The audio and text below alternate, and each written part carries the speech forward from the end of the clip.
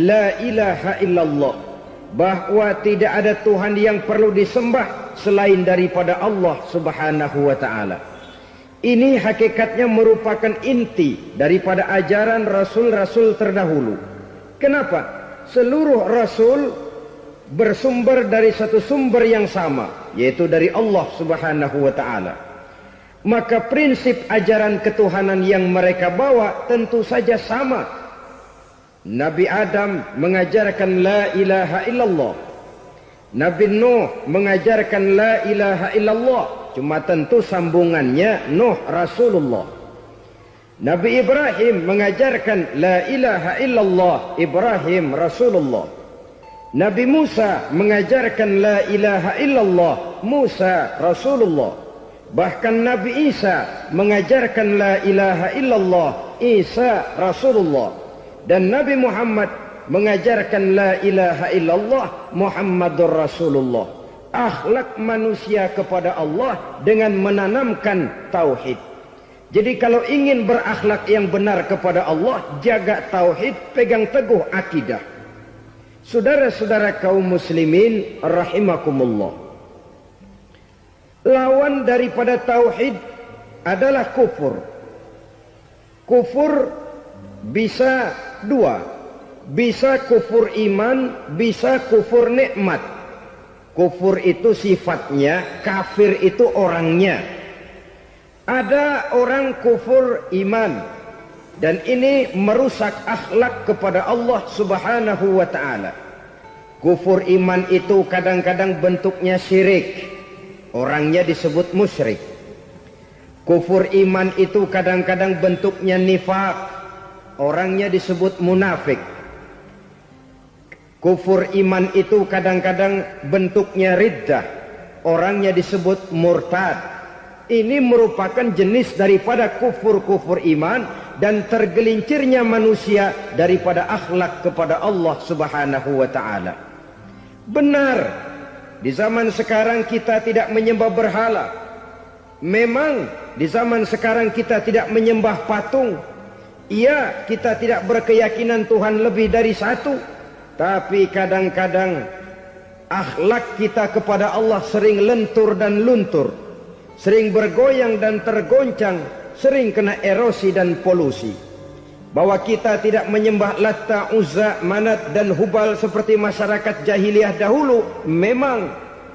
Tapi Latta zaman sekarang, Uzza zaman sekarang, Manat dan Hubal di zaman sekarang, berhala-berhala di abad kita sekarang ini, kadang-kadang bernama harta, kadang-kadang bernama wanita, kadang-kadang bernama tahta, mungkin juga bernama Toyota. Sesuatu yang lebih kita agungkan daripada Allah, menjelmalah dia menjadi berhala-berhala di zaman kita sekarang ini. Manakala kita di kantor sudah lebih takut kepada kepala bagian kita daripada kepada Allah, maka Tuhan kita barangkali adalah kepala bagian kita. Manakala kita sudah lebih takut kepada manusia daripada kepada Allah, bergeserlah akhlak kita kepada Allah, mengagungkan manusia dan menomorduakan Allah. Maka di zaman sekarang akhlak kita kepada Allah sering kena erosi, sering kena polusi. Mungkin karena sulitnya lapangan kerja, tingginya tensi ekonomi, persaingan hidup yang makin tajam, sulitnya mencari lapangan kerja, orang kadang-kadang nekat, sedikit pertimbangan, picik pandangan, mudah melakukan potong kompas, sehingga terjadilah perbuatan-perbuatan yang memelencengkan akhlak kita kepada Allah subhanahu wa ta'ala. Kadang-kadang terjebak mempercayai selain daripada Allah. Kadang-kadang terjebak di dalam mengagungkan yang selain daripada Allah lebih dari yang seharusnya. Terkenalah akhlak kita kepada Allah, jaringan-jaringan erosi dan polusi. Kufur sebagai lawanan daripada tauhid merupakan sifat daripada orang yang tidak berakhlak kepada Allah. Bentuknya pertama bisa syirik. Syirik itu artinya meyakini ada Tuhan lain selain daripada Allah. Itu yang namanya syirik. Jadi percaya Tuhan ada, cuman Tuhannya kelebihan.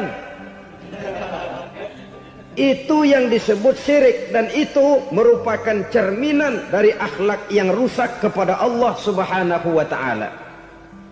Berkeyakinan Tuhan lebih dari satu, berkeyakinan bahwa Tuhan itu beranak atau diperanakkan, atau mengagungkan sesuatu sama dengan Allah, atau menjadikan yang selain Allah sebagai tujuan akhir daripada perjalanan kehidupan ini, maka itu sudah terjebak kita dalam musyrik.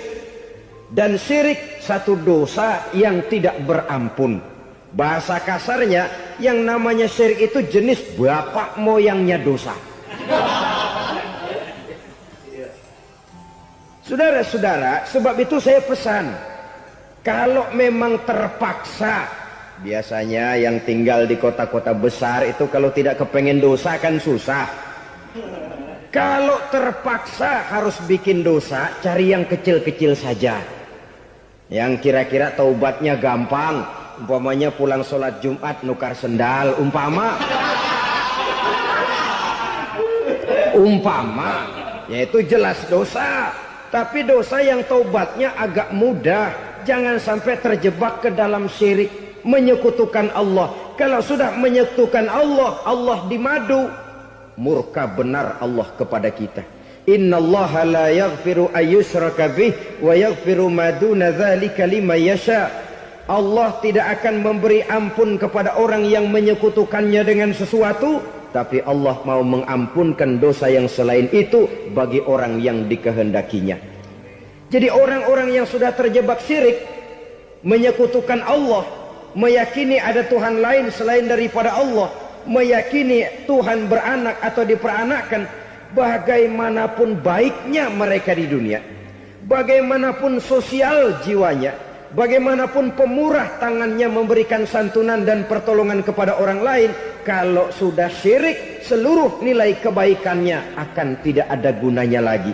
Karena tidak ada tempat nilai kebaikan itu bergantung. Sedangkan kita berbuat baik agar diterima oleh Allah.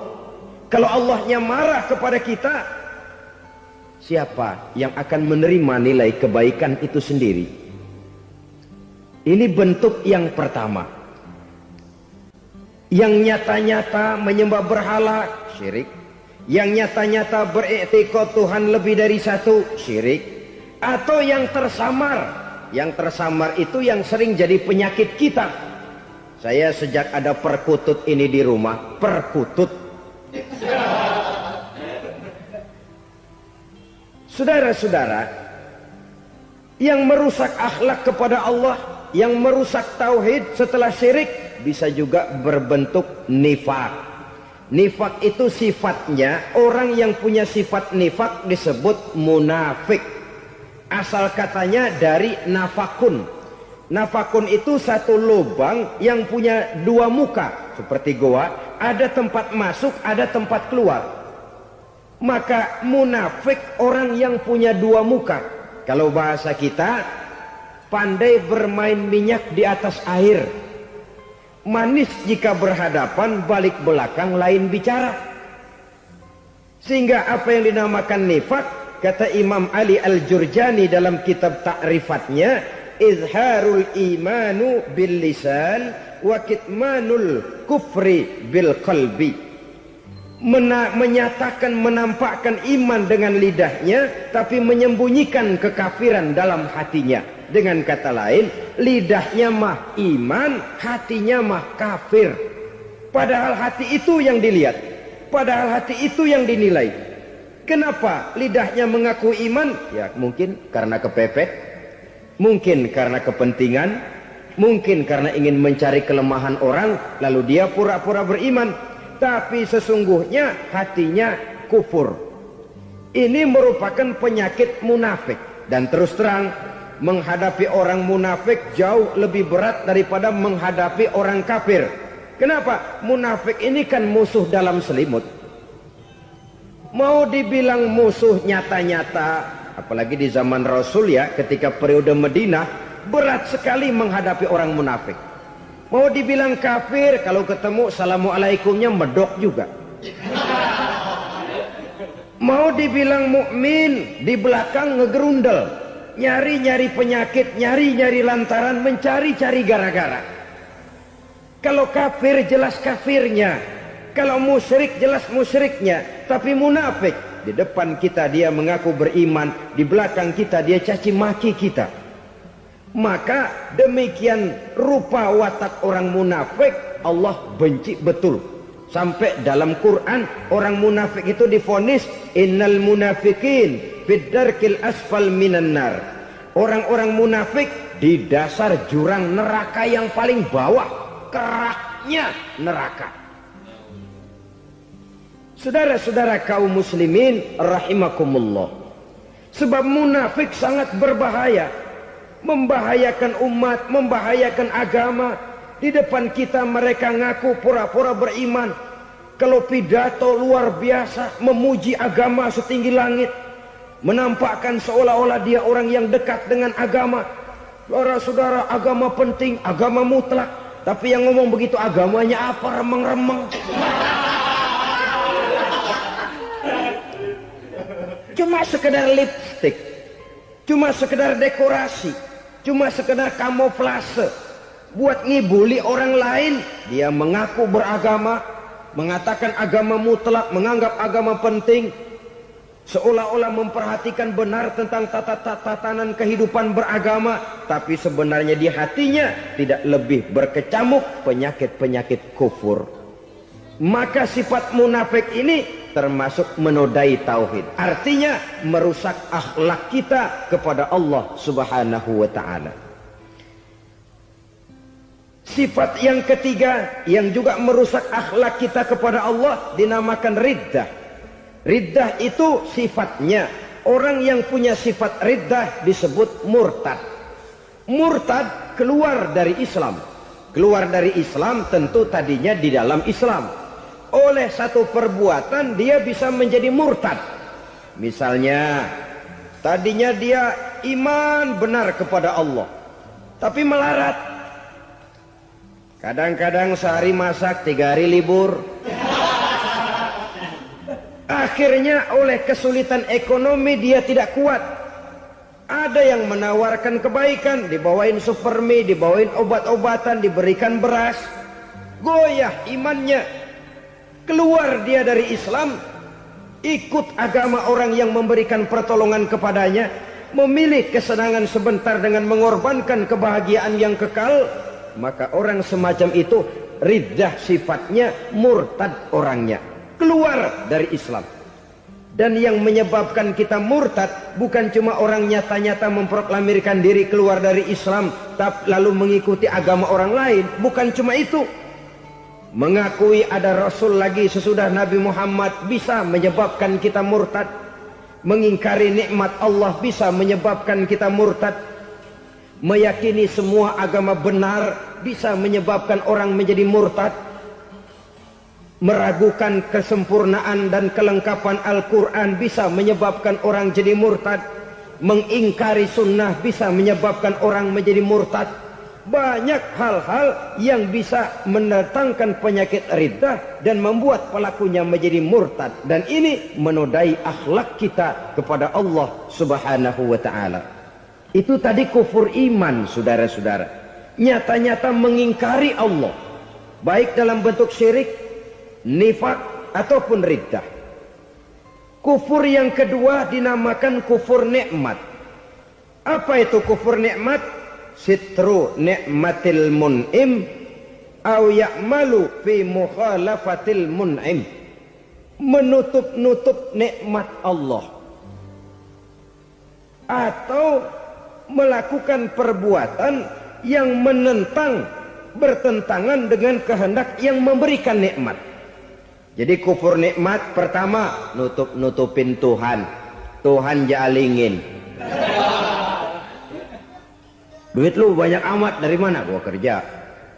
Lalu kerjanya nomor 1. Orang yang berakhlak kepada Allah, dia akan menjawab, kamu uangnya kok banyak dari mana? Rezeki dari Allah. Caranya, saya kerja. Kerja itu cara, rezeki itu dari Allah datangnya. Bukankah di zaman sekarang kita sering terpeleset? Ini merupakan cerminan dari rapuhnya akhlak kita kepada Allah Subhanahu wa ta'ala. Karena usaha saya memang, karena saya peras keringat banting tulang, tentu. Tapi sadarkah kita bahwa sepanjang yang bisa kita lakukan cuma berusaha, peras keringat banting tulang.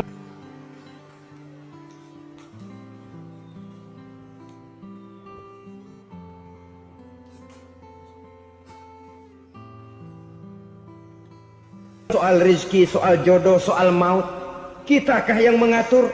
Kitakah yang menentukan? Subhanallah. Manusia sungguh tidak berdaya menghadapi 3 hal paling pokok ini. Rezeki, kita cuma bekerja. Kitakah yang menentukan? Tidak. Kita berusaha saja, rezeki belum pasti dapat. Apalagi kalau kita tidak berusaha. Jangan terjebak dalam fatalisme. Belum perang udah nyerah.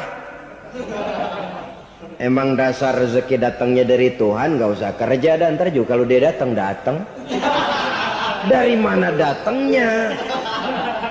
Kerja saja belum tentu dapat rezeki, apalagi kalau tidak kerja. Yang jelas usaha perlu kepastian, itu urusan Allah. Ini akhlak kepada Allah Subhanahu wa ta'ala. Jodoh juga begitu. Kita berusaha, kita berupaya, Allah menghendaki lain jadinya. Maut juga begitu. Siapa sih yang pengen ngadepi maut? Siapa sih yang pengen mati? Siapa sih yang pengen ketemu malaikat Israel? Tidak seorang pun kalau ditanya, kecuali mereka yang putus asa ya. Kalau otaknya masih normal, mau mati mesti belakangan dulu udah dikit. Tapi yang satu itu saudara, kalau dia sudah datang, tenaga mana yang bisa menolak? Kalau dia sudah berkunjung, kekuatan mana yang bisa menghindar? Kalau dia sudah ingin bertemu, kemana kita bisa melarikan diri? Manusia sepanjang yang dia lakukan hanya berusaha, tapi kepastian, ketentuan dari Allah Subhanahu wa ta'ala. Orang yang kufur nikmat, nutupin Allah. Dia merasa rezekinya adalah mutlak peras keringatnya. Seolah-olah Allah nggak punya peranan apa-apa di situ. Oh, ini kan saya bisa rumah begini karena saya kerja keras. Oh, ini mobil saya begini saya kerja keras. Peras keringat banting tulang keras.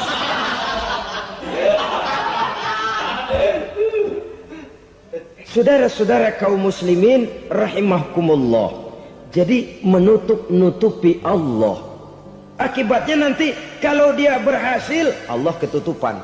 Kalau dia gagal, orang lain dicaci maki, dicari kambing hitam. Kambing hitam kan mahal. Karena orang sering cari-cari kambing hitam. Jarang orang mau jujur kalau bertemu kesulitan lalu mencari sebab pada dirinya sendiri. Yang paling enak ya nyalain orang. Lo begitu. Orang lain yang paling enak kita salahin.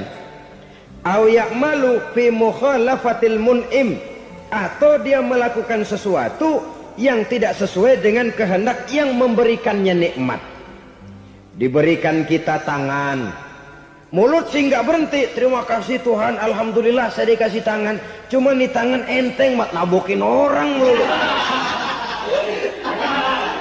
Itu sudah mukhalafatul mun'im, bertentangan dengan kehendak yang memberikan nikmat. Diberikan harta, mulutnya mah basah, terima kasih Tuhan, alhamdulillah dikasih harta, tapi pelitnya minta ampun. Kikir, koret, medit.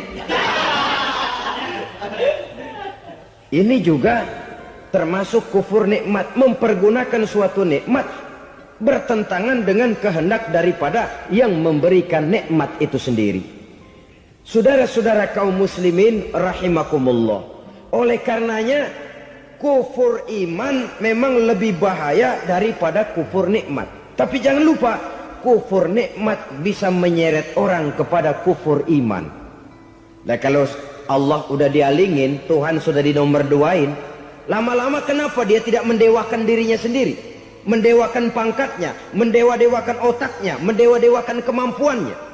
Pada awalnya dia memang cuma kufur nikmat, tapi lambat laun kalau ini tidak diobati, secara pasti orang akan mengarah kepada kufur iman. Bisa berbentuk syirik, bisa berbentuk nifak, bisa berbentuk riddah. Saudara-saudara, oleh karena itu menjaga akhlak kepada Allah mutlak penting. Sebab apa? Kita tidak berakhlak kepada manusia saja, kita dikucilkan dari pergaulan. Kalau kita tidak berakhlak kepada Allah, dikucilkan oleh Allah. Hadis qudsi menyatakan, man lam yashkur ala na'ma'i wa lam yasbir ala bala'i falyakhruj min tahtis sama'i falyatlub rabban siwaya. Kata Allah, siapa orang yang tidak mau bersyukur terhadap nikmat yang aku berikan kepadanya dan tidak mau sabar terhadap ujian yang aku berikan kepadanya, falyakhruj min tahtis sama'i, persilahkan saja keluar dari kolong langitku, waliyatlub rabban siwaya, tolong cari Tuhan lain selain daripada aku. Murka Allah, diusir, cuman gak kedengeran aja. Siapa yang tidak mau syukur terhadap nikmatku, siapa yang tidak mau sabar terhadap ujian yang aku berikan kepadanya, persilakan keluar dari kolong langitku ini, cari Tuhan lain selain aku. Langit Tuhan yang punya, Tuhan kita lawan, diusir dari kolong langit, mau pindah ke kolong mana?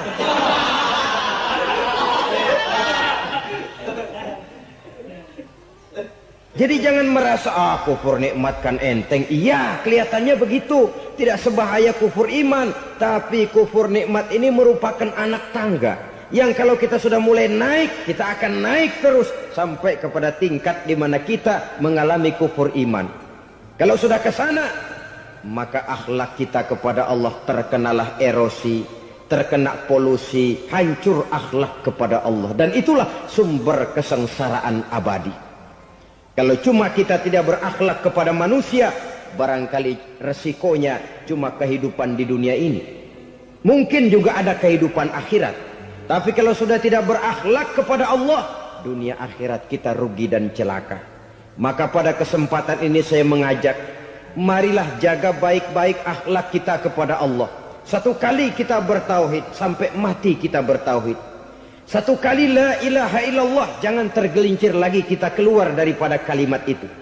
Satu kali kita bertuhankan Allah, jangan bertuhan yang lain selain daripada Allah. Jangan sekutukan Allah, jangan samakan Allah dengan sesuatu, jangan mengangkat yang lain sama agungnya dengan Allah.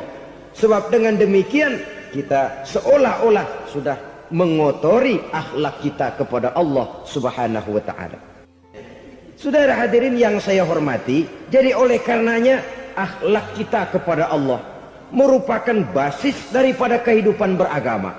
Kalau itu sudah mulai rapuh, mulai terkena erosi dan polusi, mulai rusak, dikhawatirkan nanti nilai ibadah kita kepada Allah juga akan turut ambruk karenanya. Saudara-saudara kaum muslimin rahimakumullah, tugas yang kedua, memperbaiki akhlak manusia kepada sesama manusia. Kita tahu Islam sesuai dengan namanya adalah agama damai.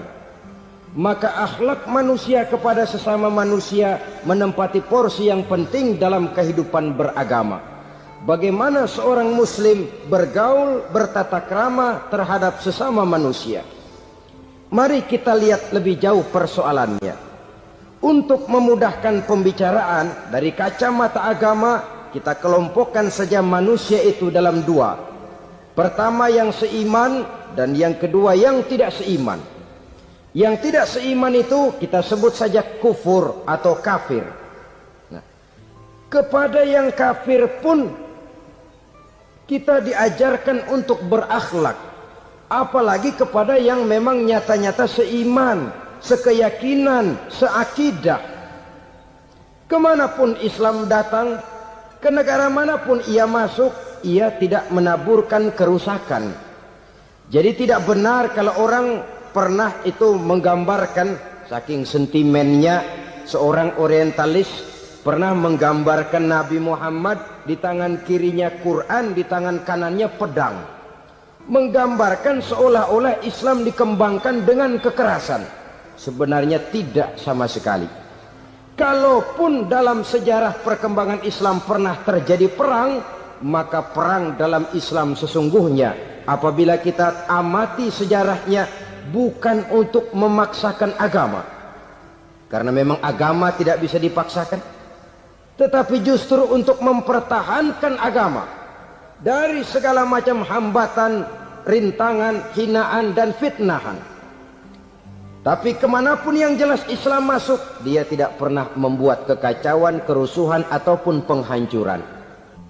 Candi Prambanan bahkan dipugar, gereja-gereja tidak ada yang dihancurkan oleh umat Islam. Kenapa? Islam agama damai. Soal agama, soal lakum dinukum waliyadin, la ikraha fid din, qad tabayyana ar-rusdu minal ghayy. Tidak ada paksaan dalam beragama, sebab nyata yang benar dengan yang tidak benar. Belum pernah ada orang kafir masuk ke perkampungan orang Islam lalu dikejar-kejar, diteriakin kafir, kafir, sunatin.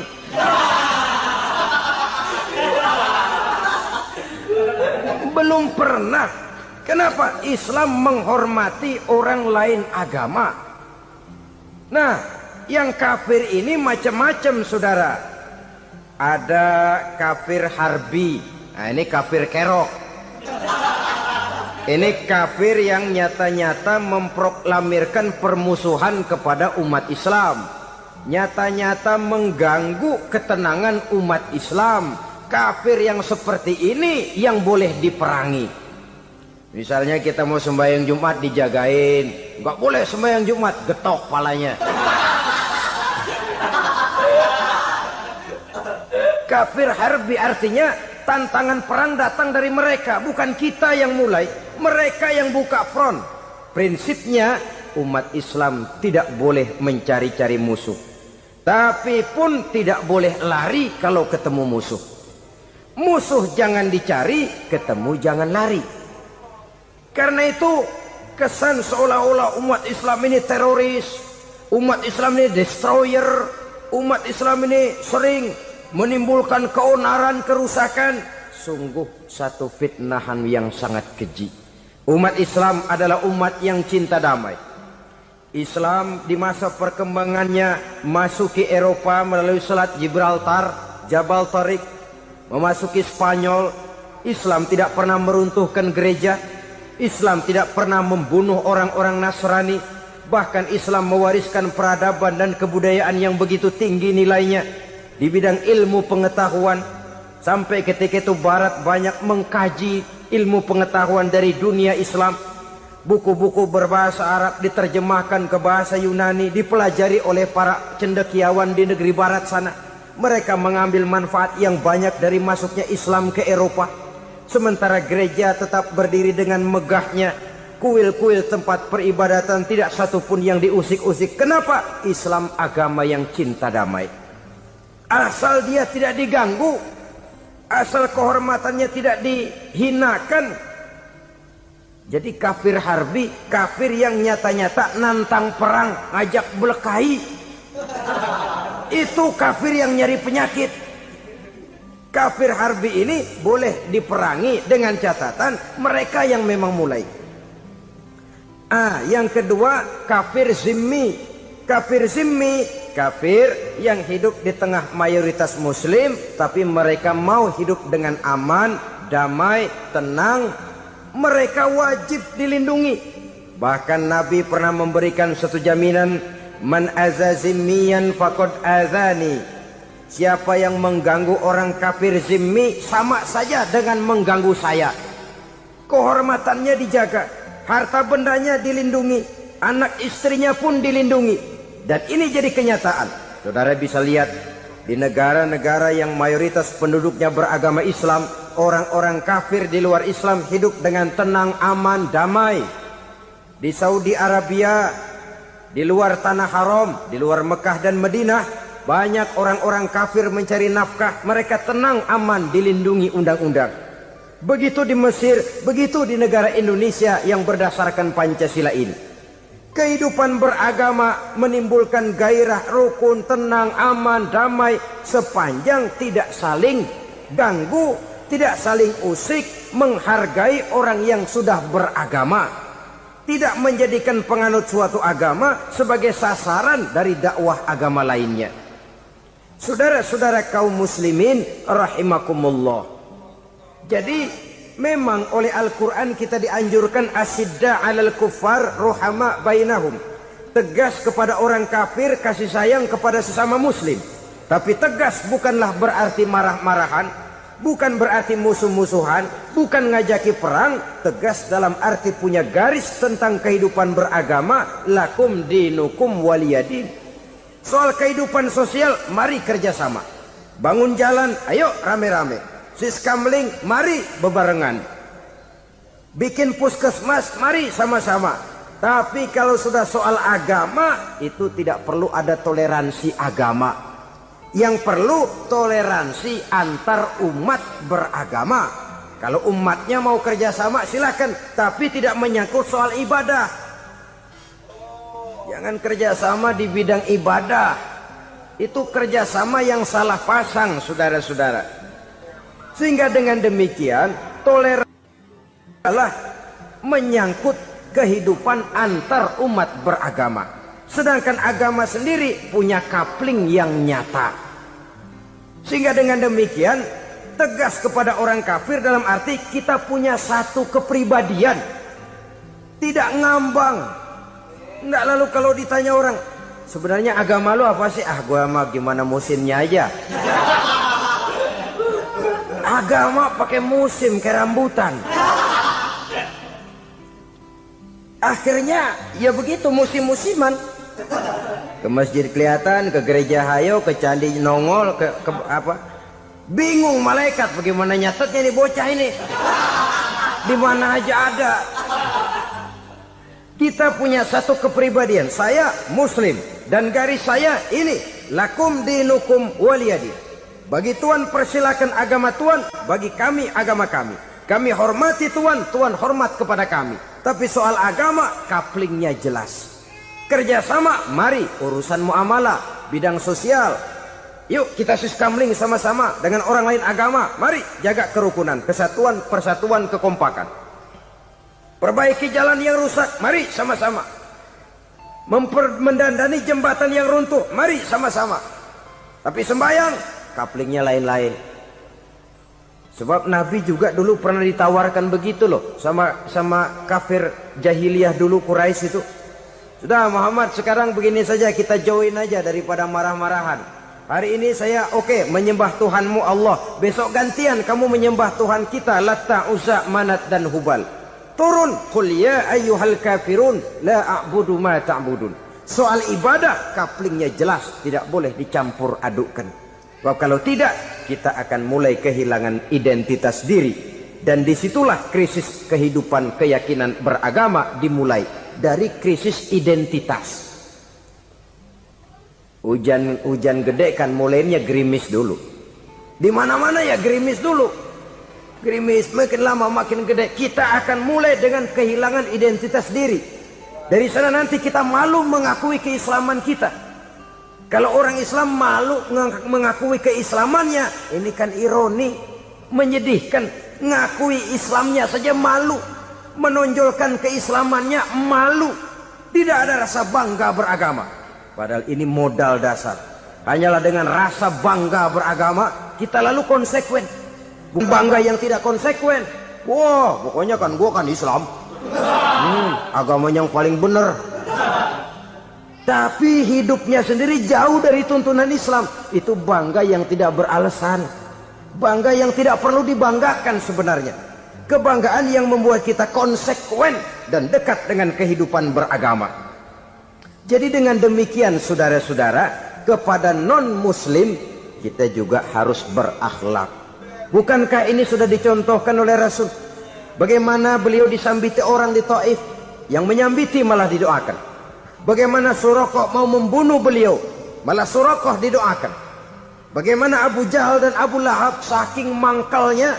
Ini Abu Jahal pernah gali lubang di kamarnya sendiri, di depan tempat tidurnya. Setelah dia gali lubang, ditutupin pakai keraras korma. Lalu dia tarik selimut, belagak meriang. Dia pesan pesuruhnya, bilangin Muhammad encangnya meriang. Pamannya sakit, minta ditengokin. Nabi dengan segala husnuzonnya berangkat nengokin. Abu Jahal dari balik selimut ngintip. Itu dia Muhammad, tuh dia tuh. Dia tuh, masuk Dani, masuk. Mulai di jalan, senang Abu Jahal. Terus. Begitu ke pelosok, masuk ke lubang, gue pendem terus lalu. Memang niatnya mau mencelakakan Nabi. Sudah tinggal beberapa langkah lagi Nabi akan berjalan ke arah lubang itu. Malaikat Jibril ngasih tahu, Muhammad, Abu Jahal pamanmu cuma pura-pura sakit. Di depan tempat tidur itu ada lubang sudah dia gali untuk menjerumuskan kamu. Sudah balik pulang. Balik badan Nabi. Sudah hampir mau melangkah, kakinya malah muter pulang. Abu Jahal yang ngelihat Nabi sudah hampir jatuh nggak jadi, balik pulang. Lupa kalau lagi sakit. Udah Muhammad buruan sini. Ke pintu dia kejar. Dia lupa sama lubang yang dia gali.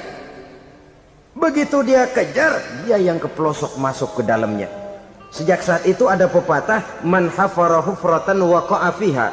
Siapa yang suka nggali lubang, dia sendiri bakal terpelosok ke dalamnya. Jatuh dia ke lubang yang dia gali. Padahal ya paling banter 2 atau 3 meter paling dalam.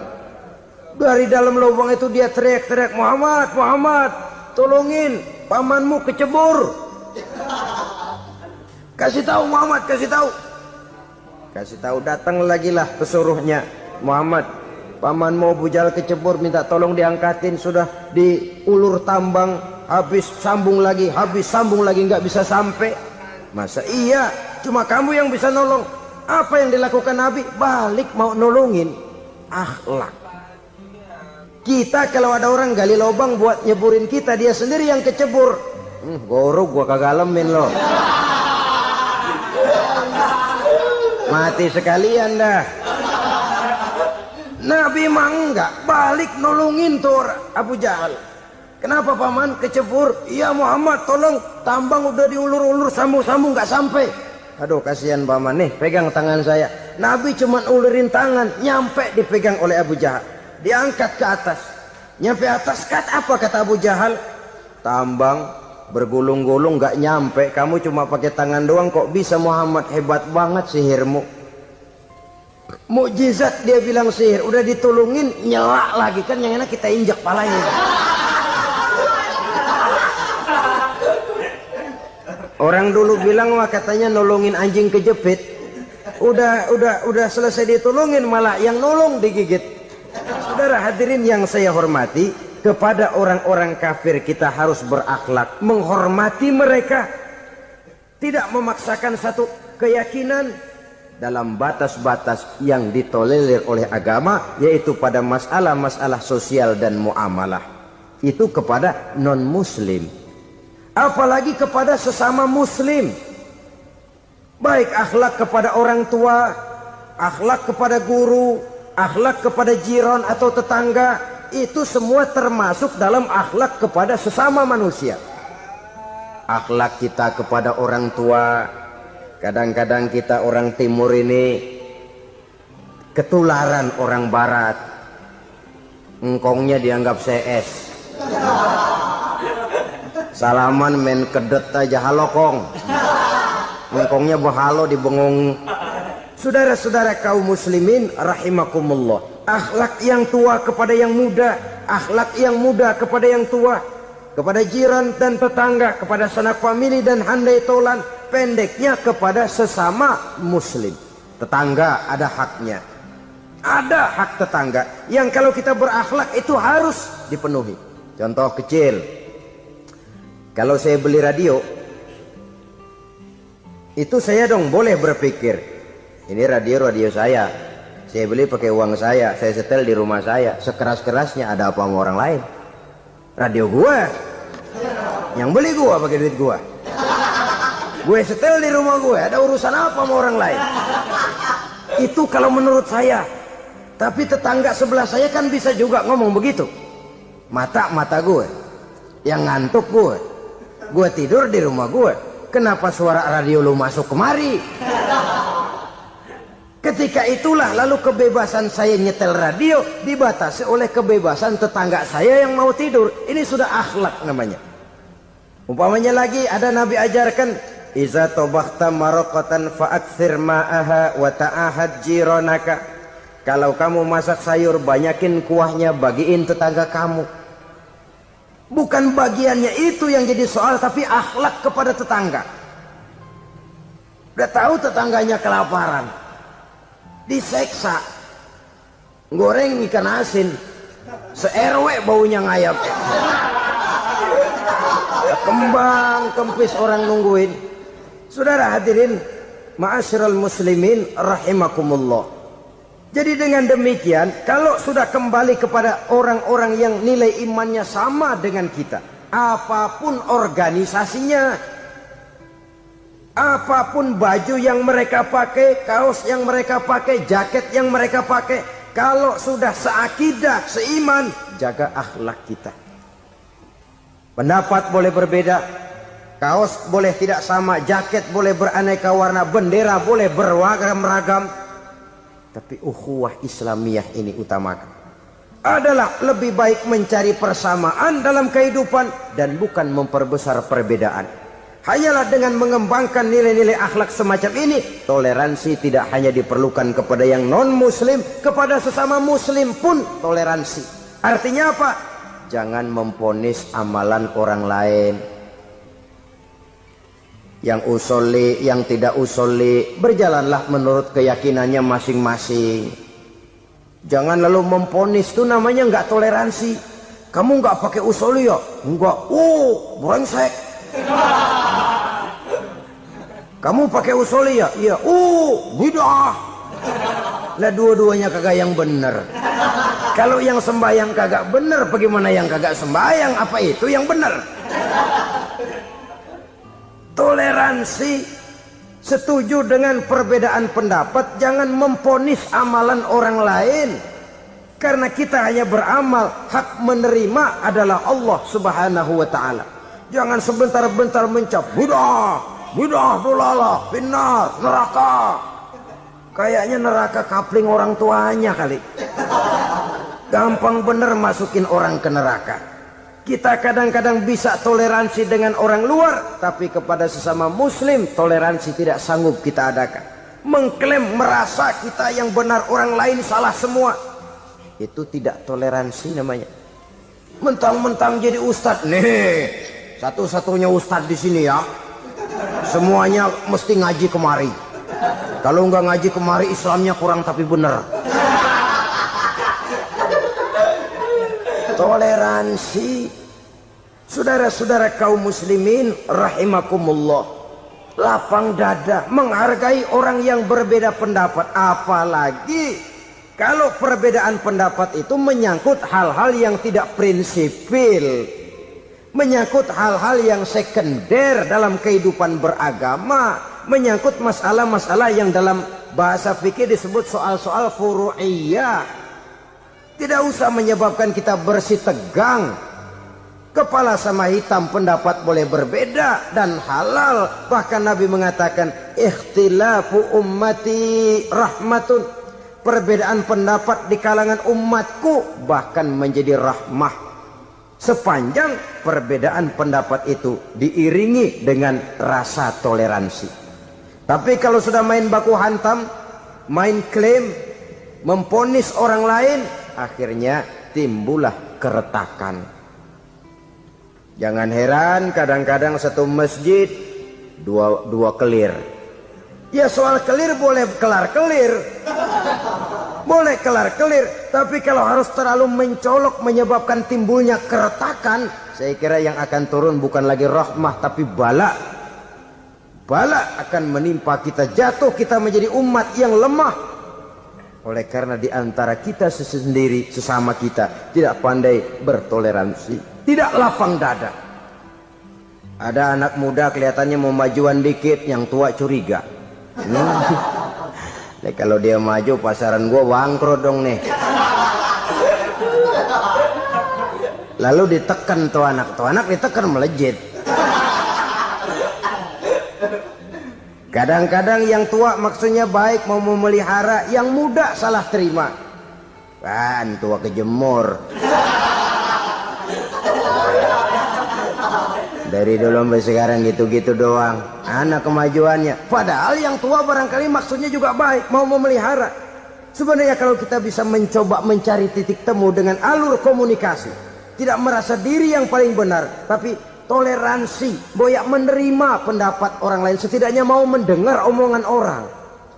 Yang susah kalau udah kena penyakit nggak mau ngerti omongan orang, nggak mau nerima pendapat orang.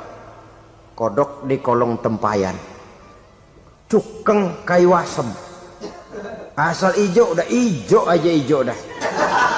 Nggak ngerti omongan orang, yang kayak begini yang orang jadi kesandung. Oleh karena itu saudara-saudara, alangkah nikmatnya kehidupan ini apabila kita menyadari kita ini ummatan wahidah, satu umat yang satu, yang diikat dengan akidah.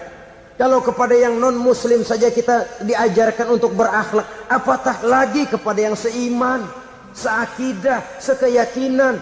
Wajarkah perbedaan pendapat yang kecil-kecil lalu menyebabkan kita bertolak belakang, cerai-berai, centang perenang? Bila bertemu di jalan yang satu menyisih ke kiri, yang lain menyingkir ke kanan. Kalaupun juga bercampur di tengah kumpulan orang banyak, persis air dengan minyak. Yang atu melengos, yang atu madep mojok. Orang lain senyum, dia mau pada manyun. Saudara-saudara kaum muslimin rahimakumullah, realita ini walaupun tidak enak, pahit, tapi masih hidup di sebagian masyarakat kita. Ini yang perlu kita atasi. Soal toleransi kepada orang lain, sejarah sudah membuktikan. Mari kita jangan cuma bisa mengajak orang lain, umat lain untuk bertoleransi dengan kita, tapi kepada sesama kita. Toleransi ini perlu kita tegakkan, perlu kita bina, terutama di dalam kita menuju bentuk ideal daripada konsep ukhuwah Islamiyah ini, yang memang selalu kita akan cari bentuk-bentuk idealnya sejalan dengan perkembangan situasi dan kondisi yang dihadapi oleh umat.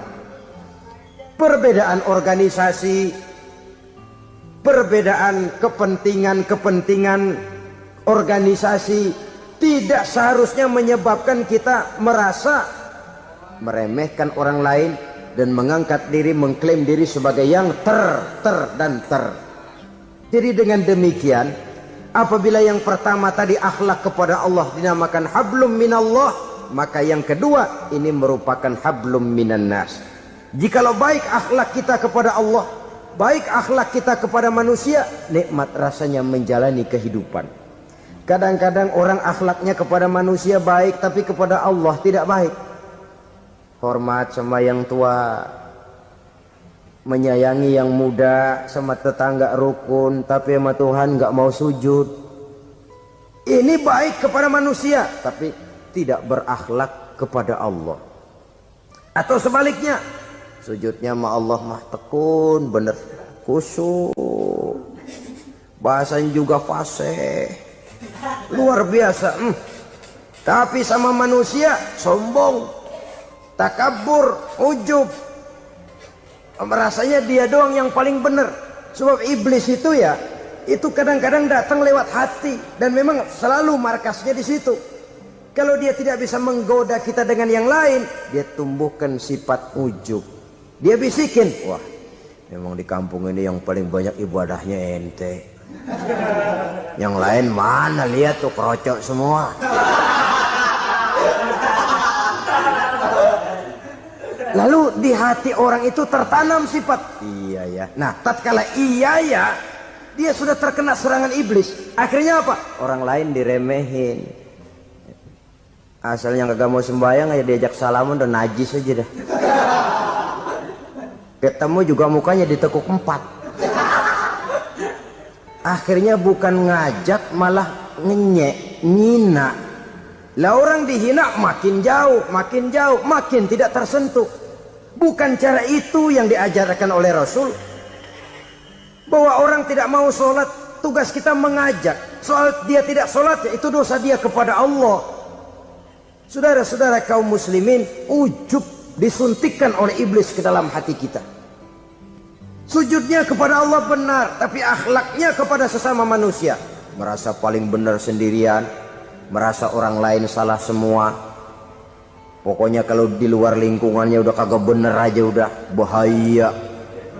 Saudara-saudara, ini juga penyakit yang disuntikan oleh iblis. Sebab iblis itu tipu dayanya luar biasa, strateginya lihai. Makin tinggi kualitas iman, ya makin berat upaya iblis untuk menjerumuskan kita. Karenanya saya mengajak, marilah kita bertoleransi. Baik kepada non-muslim, lebih-lebih lagi kepada sesama muslim yang kebetulan berbeda baju, berbeda kaos, berbeda organisasi, lain bendera yang dibawanya. Tapi toleransi mari kita canangkan. Kita terikat oleh ukhuwah Islamiyah. 2. Yang ketiga, akhlak manusia kepada makhluk Allah lainnya di luar manusia. Saudara-saudara, dengan berakhlak kepada Allah, berakhlak kepada sesama manusia, berakhlak kepada makhluk Allah di luar manusia, baik flora maupun fauna, maka mudah-mudahan akan terciptalah satu ekosistem, satu lingkungan hidup yang membuat kita nikmat menjalani kehidupan ini. Inilah saja yang kita bicarakan pada pertemuan kali ini. Marilah kita membina nilai-nilai akhlak walaupun berat tantangannya. Sungguh lebih baik rakyat rendah yang berakhlak tinggi daripada pejabat tinggi yang berakhlak rendah. Karena nilai manusia pada akhirnya ditentukan oleh akhlaknya itu. Usikum wa nafsi bitaqwallah. Wassalamualaikum warahmatullahi wabarakatuh.